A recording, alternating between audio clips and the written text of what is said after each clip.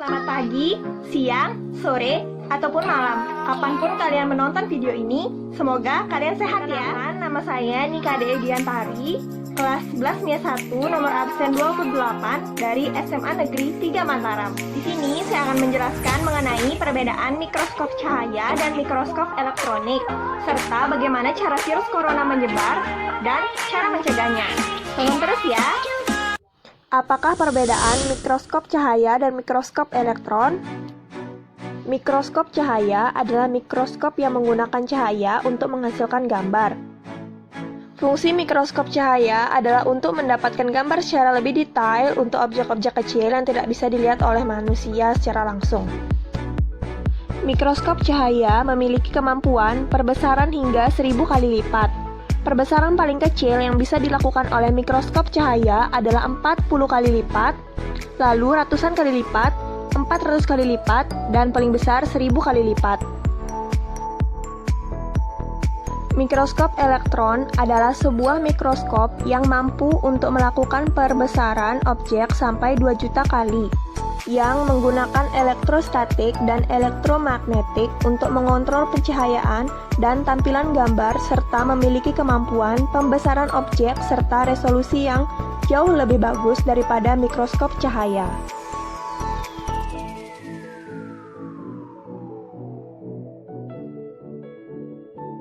Mikroskop elektron ini menggunakan jauh lebih banyak energi dan radiasi elektromagnetik yang lebih pendek dibandingkan mikroskop cahaya.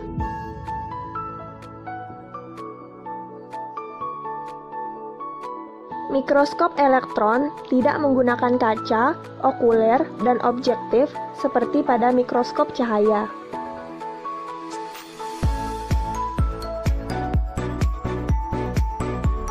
Tetapi menggunakan lensa elektromagnetik untuk memfokuskan berkas elektron pada objek yang diamati.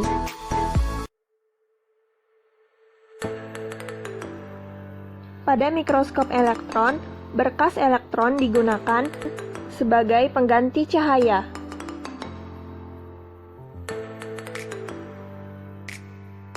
Kemampuan perbesaran mikroskop elektron dipengaruhi oleh pendeknya panjang gelombang dari elektron, yaitu sekitar 1000 kali lebih kecil daripada panjang gelombang cahaya yang tampak.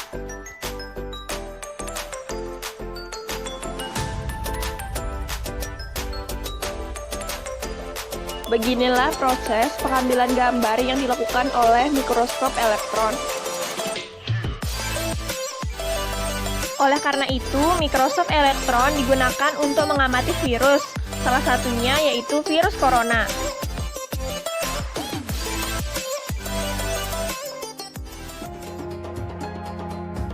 Gambar virus corona atau COVID-19 akan terlihat jika diperbesar dengan mikroskop, namun tidak sembarang mikroskop bisa memperhatikan bentuk virus mematikan yang kini merebak di dunia itu. Penglihatan bentuk dan gambar virus corona harus melalui mikroskop berteknologi dan bercahaya tinggi, yakni mikroskop elektron.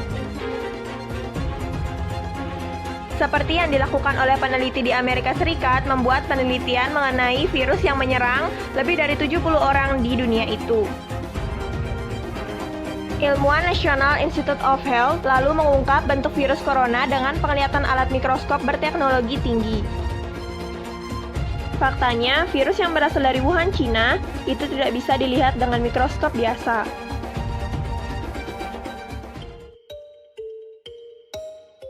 WHO resmi menetapkan COVID-19 sebagai pandemi. Virus ini tergolong menyebar cepat secara global. 3 bulan wabah corona, 30.000 orang meninggal dunia. Penyakit COVID-19 disebabkan oleh virus corona baru yaitu SARS-CoV-2.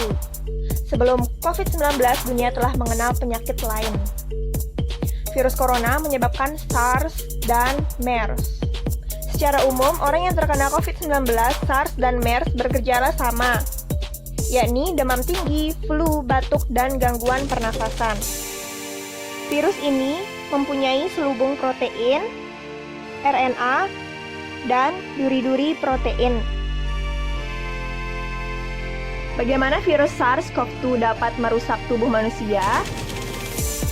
Saat virus menyebar melalui tetesan air liur seperti batuk dan bersin, virus akan masuk ke jalur pernafasan di bagian belakang tenggorokan.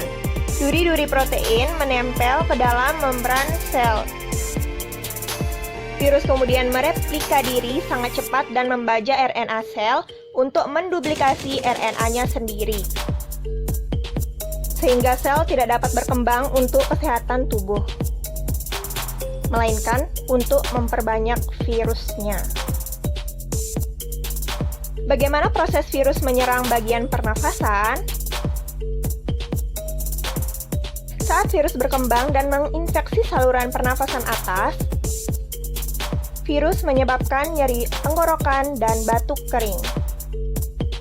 Di waktu bersamaan, interferon memicu aliran protein untuk melawan virus dan berusaha meredakan penyebarannya. Namun, sel ini tidak selalu tepat sasaran. Jika sistem imun tidak dapat menghentikan virus bereplikasi, interferon justru berisiko merusak sel secara keseluruhan. Ketika virus dapat melawan sistem imunitas di sistem pernafasan atas, proses ini akan merusak jaringan paru-paru dan membuat jaringan membengkak. Akibatnya, paru-paru kesulitan memasok oksigen. Karbon dioksida di tubuh juga sulit dikeluarkan. Pembengkakan pada jaringan paru dan kurangnya oksigen di dalam darah membuat jaringan terisi cairan, nanah, dan sel mati. Pada fase ini, pasien akan mengidap pneumonia atau radang paru-paru. Pasien pun mengalami kesulitan bernafas. Akhirnya, pasien membutuhkan alat bantu pernafasan atau ventilator, alat yang jadi penentu bernafas agar tetap hidup. Indonesia menjadi negara ke-52 yang mengumumkan status warga negaranya terinfeksi virus corona. Hingga saat ini belum ada vaksin yang mampu menangkal. Maka pencegahan infeksi menjadi cara yang efektif untuk mencegah penularan. Apa saja yang harus diperhatikan? 4 cara mudah mencegah tertular corona. Mengapa harus mencuci tangan secara teratur? Virus penyebab COVID-19 dapat hidup di permukaan benda tanpa inang selama berjam-jam. Mencuci tangan dengan bersih menggunakan sabun atau alat pembersih dapat membunuh virus dan mencegah penularan. Situasi dalam kerumunan dapat meningkatkan peluang tertular penyakit COVID-19. Saat seseorang bersin atau batuk, cairan partikel kecil keluar dari hidung atau mulut yang mungkin terinfeksi. Jika terlalu dekat, virus berpotensi terhirup melalui udara. Maka dari itu, jaga jarak hingga 2 meter. Kemudian, hindari menyentuh area wajah. Tangan banyak menyentuh permukaan sehingga kemungkinan virus menempel. Jika tangan yang terkontaminasi menyentuh mata, hidung, mulut, ataupun yang memiliki kelenjar, potensi terinfeksi virus corona semakin besar. Jaga kesehatan bernafas. Pastikan Anda dan sekitar dapat bernafas dengan baik tanpa gangguan, termasuk menutup hidung dan mulut saat batuk dan bersin menggunakan tisu atau masker, atau bisa menggunakan bagian dalam siku. Jika kalian merasa kurang sehat, gunakan masker untuk mencegah menulari orang lain. Jangan lupa ganti masker secara berkala. Demikian video ini, semoga dapat memberikan manfaat untuk kita semua. Terima kasih.